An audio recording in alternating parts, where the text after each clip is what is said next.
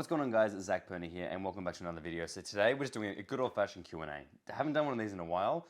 Been getting a lot of random questions lately, so I thought I'd just put it out there to an anonymous Q&A, by the way. This is like a different, it's not an Instagram box, it's actually like a separate third-party anonymous Q&A. So these are just all anonymous people that follow me on Instagram and we're gonna answer their questions. So getting straight into it with, why does my left testicle hurt when I train sometimes? Genuine question.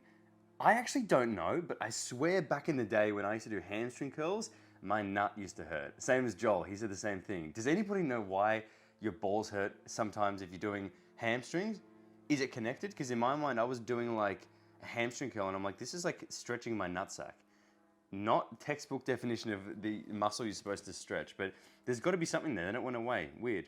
How to get a head start as a teenager in the vlogging fitness industry. I'm going to give you guys my honest opinion on this because there's one way that you could say I've been like, oh, just keep doing what you're doing and just keep practicing and it'll come, it'll happen. I'm from more of like a tactical approach, I would say. And if like you're a friend asking me this, because you guys are my friends, if you were my friends, you'd subscribe to the channel and like this video. So I hope we're friends. Are we? Are we friends? I would say you got to choose a little bit of a niche. Now, that means you are being strategic in one sense because you're like dominating or trying to kind of set the standard. Sorry, there's a plane.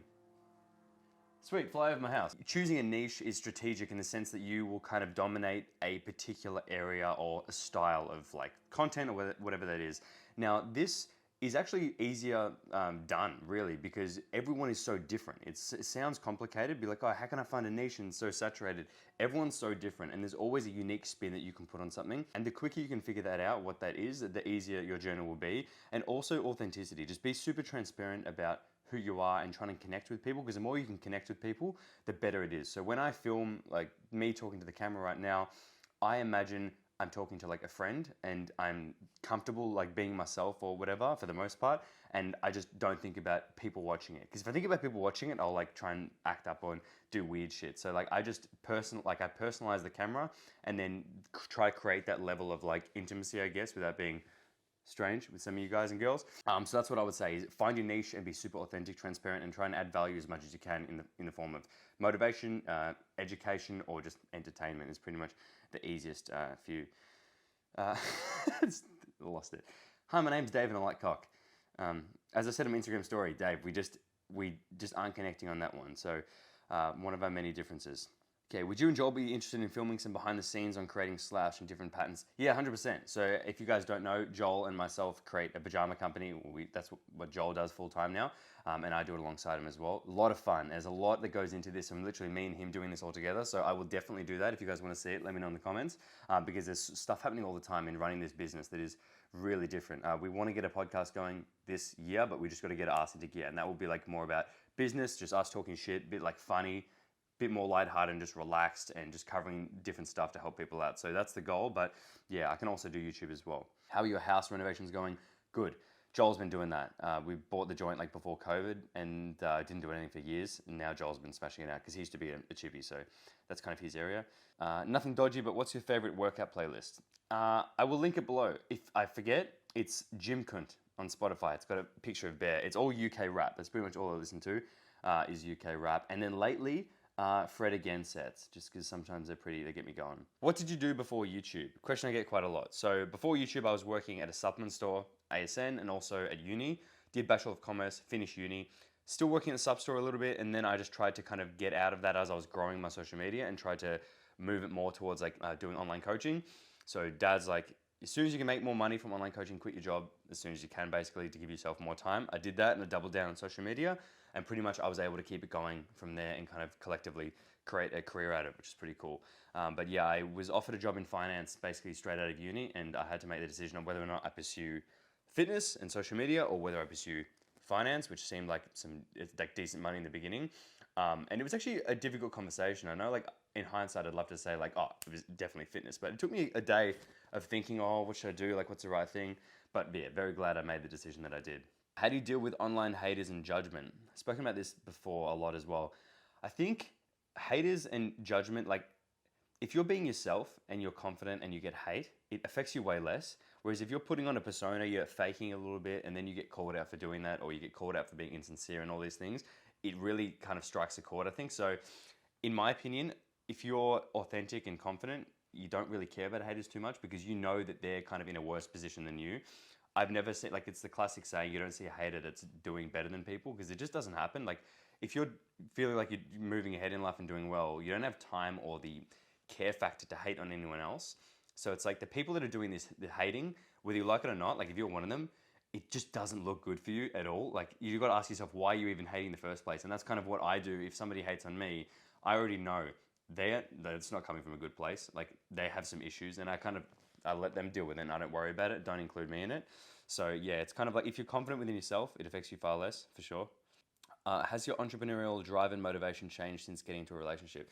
No, not at all. I think, like, I would be difficult to be in a relationship with as well, because I am very focused on kind of what I want and in my goals, or like anything like that. I will get very annoyed very quickly if things start to prop up and get in the way all the time. Like, obviously I'm not a dick. I'm not going to just be like, no, everything's about me. I won't do anything out of the ordinary. But I like my routine.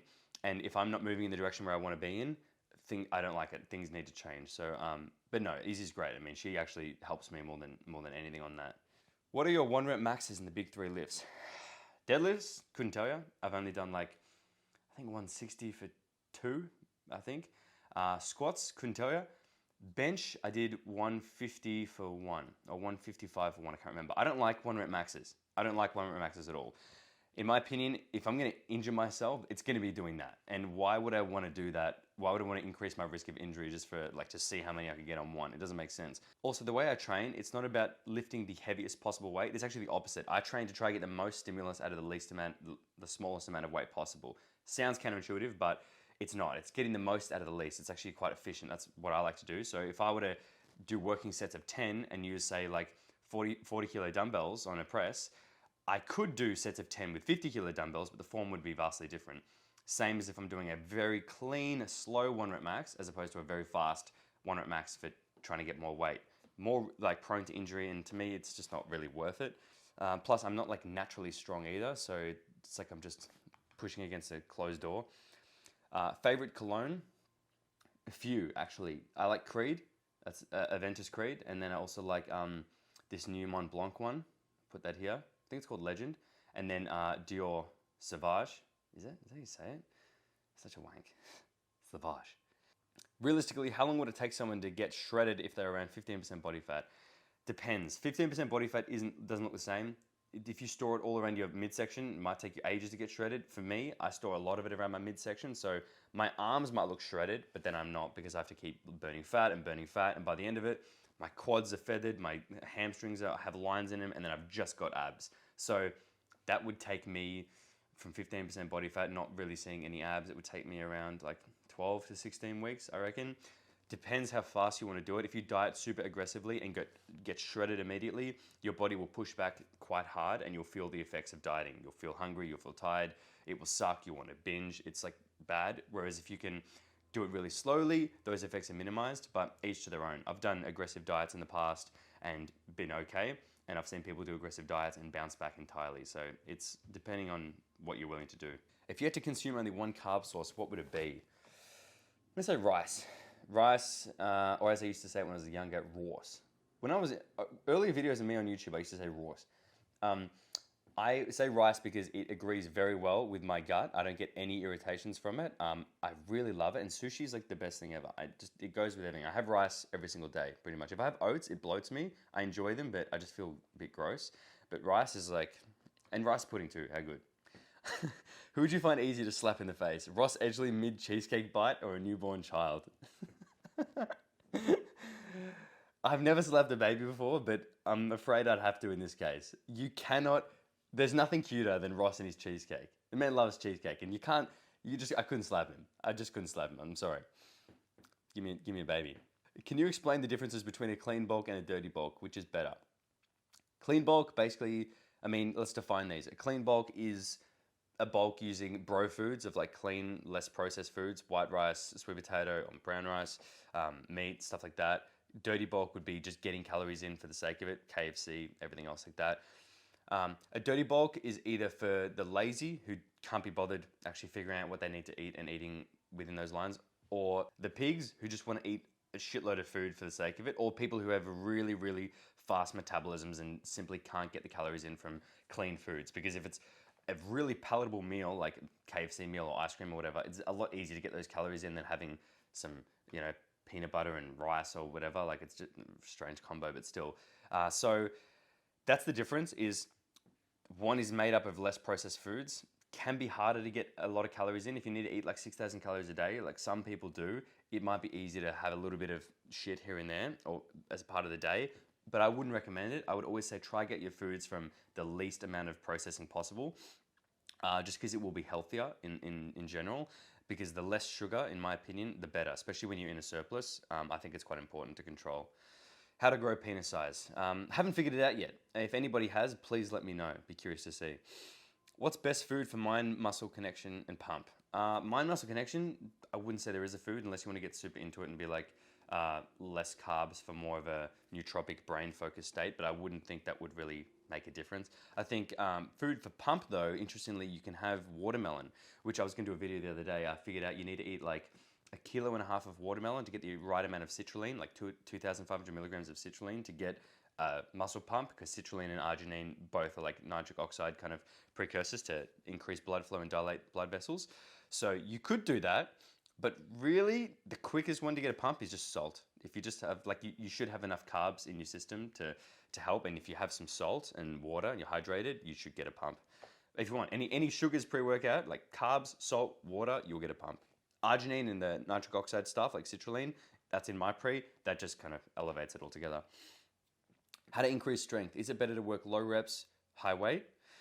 Yeah, pretty much. I mean, yeah, if you want to get, here's another differentiation, which is like interesting too, is that there's strength on one end, which is like how strong your muscles are and how much force they can move. And then the other one is like how good you are at bench press, like how good you are at a particular exercise in terms of efficiency of movement too. So your form has to be standardized, because you can't just get stronger by changing your form and one day you're like using extreme momentum and arching your back and the next day you're not. So like, I think, yes, it's better to work within those, like you need to apply that tension and have that higher weight, but your form has to be important, because I don't think there's much point, unless you're a powerlifter, in like using a lot of powerlifting form to move the weight, unless that's your goal, if like to get a stronger bench press. But if your goal is a stronger chest, I mean, I kind of think they're different things, because a stronger bench press is also using every single muscle you've got and then getting better at the form and being more efficient with the movement and stuff like that. So I think they're a bit different.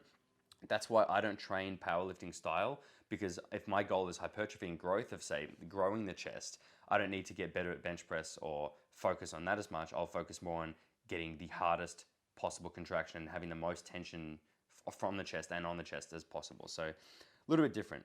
Next, would you get tattoos?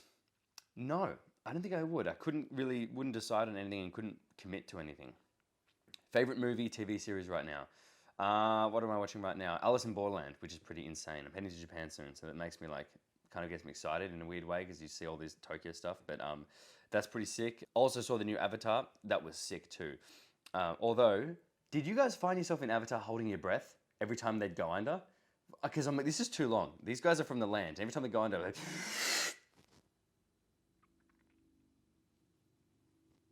Oh, fuck, nah, I'd be dead in 2 seconds if I was under there. And also, constructive criticism too, a little bit too much hissing every second bit of Avatar was and a little bit too much wailing, like not the physical wails, but when the mum was like in pain, like obviously upsetting, but it was always just like these really like these screams that I'm like, I'm in the cinemas, this is loud, but acting was insane, like really, really good. But I'm just saying, how big are your biceps? I never knew how big my arms were. I stopped measuring them a long time ago because nothing was fucking happening, so. Ooh, you see that? Bit over 17. Interesting. I want to see your penis. You don't. Try to give a straight face. What's your role in making Pride? So, is the owner of EHP and myself actually came up with a formula together for Pride pre-workout, because I wanted something that was like no tingles, really long-lasting energy, like that feeling where you just want to keep training, really good focus, strong pump, and everything like that. And we came up with it together. So pretty much we went and formulated it at the lab where they do it. But that was pretty much it. And now they just kind of they come up with flavor ideas and send them to me, and I'll like approve or not approve, but usually they're on point. So they've actually nailed the flavoring. It's awesome. Are you bi? No, I am not.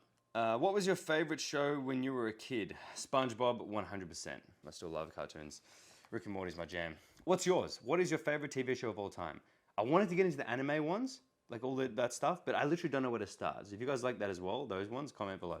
Let me know, somewhere to start. Hi Zach, is it possible to gain muscle with just eating normally and train? Thanks, I'm a beginner. Thanks for your politeness as well. Yes, if you guys are beginners, you don't need to optimize everything and like worry about all that shit. You actually just need to lift a weight and make sure you're eating enough. Even if you're not eating enough, you'll still make gains. It's fantastic. Beginners can literally do nearly whatever you want as long as you're lifting a weight of some kind. You can literally lift a bag of rice and you'll get some kind of result. But yeah, I see a lot of guys trying to, which is great because everyone wants to do better and become better, but they try to optimize like the tiniest % of difference. It's like really what's it doing except giving you a headache. In the beginning, you don't need to worry about too much. Just nail the basics and do them for long enough. Did you get veneers? So I didn't, but I did get work done to the teeth. Let me show you what I've done. So see the teeth? These are all composite bonding, which is called. So I went to Dental Boutique in Melbourne. These guys are amazing, by the way. If you want dental work done, highly recommend you guys go there. Just really, really good staff, great service, and what they've done with mine has been awesome. So essentially, my teeth before this were very different. They were a little bit more crooked, and these top two teeth were a little bit smaller. So what they did is they straightened out these teeth here, and then they actually added, it's hard to talk like this, and then they added some like this resin material, like it's like a filling material, same color as my tooth, to different teeth, just to kind of basically balance them out a little bit, add a bit more size to these top two and just this one next to it. So it looked like baby teeth before and now they look a bit fuller. So basically it was Invisalign with composite bonding. Is the fitness industry fake? In my opinion, people I have met and connected with on like in the fitness industry have been really genuine. Like I think it stems from, I've thought about this a lot, I think it's from usually a shared kind of passion for like training and weightlifting, that kind of, that's where everyone starts usually who's in the fitness industry. They all started from that same place. It's like when you meet somebody and they're really into training, you are as well. It's like you already kind of bond over that straight away.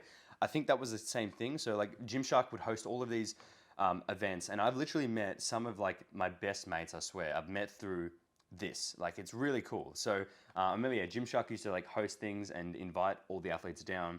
And I remember thinking like everyone is so nice. Like, it was weird. And I know it's like, that's how you'd want it to be, and it just kind of is in my experience from the people that I've met. But still, in saying that, there are, I'm sure, just like with everything, there's a lot of people who take advantage of people and the situation, and you just never know until you are literally close to them.